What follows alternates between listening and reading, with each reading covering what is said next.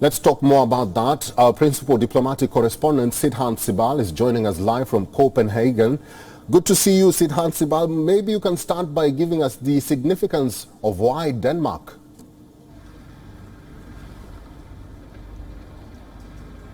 Well, when it comes to Denmark, the relationship between India and Denmark have increased, or there has been an upswing in last few years. Remember, there are, of course, some issues, including Kim Devi issues, something that has been talked about in the past. But we have seen high-level visits. The Denmark Prime Minister was in India. Now the Indian Prime Minister is in Denmark. He's just met the Denmark Prime Minister. It's a packed day. He's going to meet the business leadership, but also the Indian community members. So with me are some of the Indians who are here in Denmark. Let's speak to them about this visit. How do you see this visit of the Indian Prime Minister? How do you see the Indian Prime Minister's travels abroad, whether it's Berlin and now in Denmark?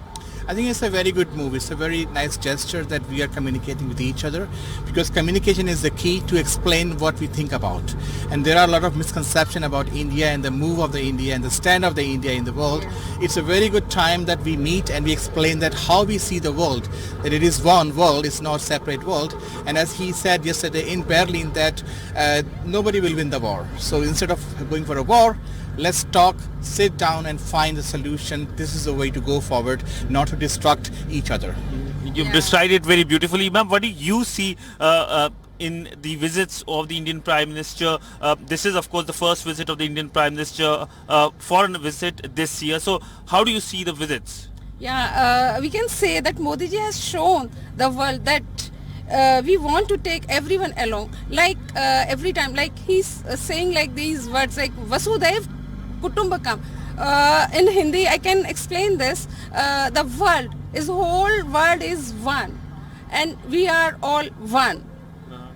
So we can basically instead of finding the differences, let's find the alignment together, and this is the way to go forward, and everybody will grow with this. So right now, let's say that the prices of fuel is too high, inflation is going high, it's disturbing everybody in the whole world. So not going for the war, but go for the alignment. I think this is the right way to go.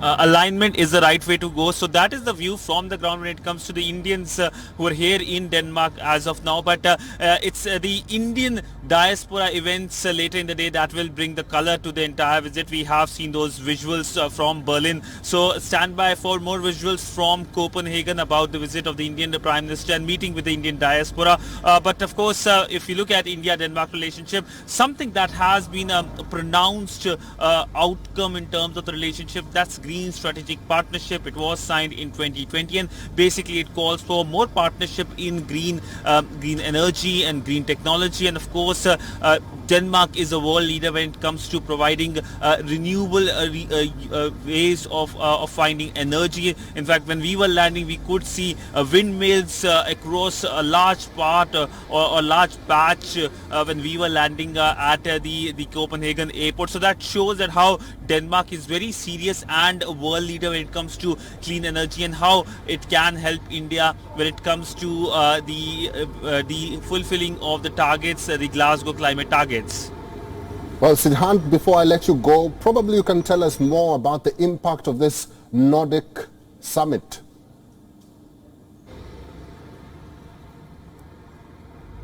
Well, the India Nordic Summit is a unique platform, essentially bringing India along with the 5 Nordic countries. Now, why 5 Nordic countries? Because these countries have a lot of things in common.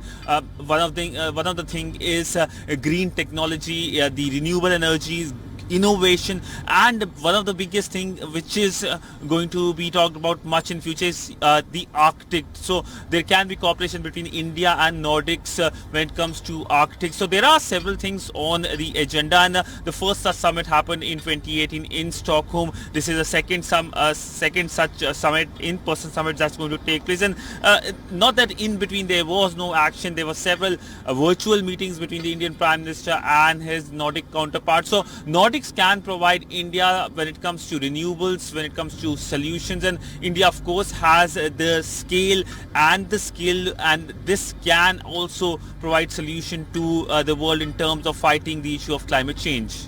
live from Copenhagen, our principal diplomatic correspondent, Sidhan Sibal. Thank you very much for your inputs today.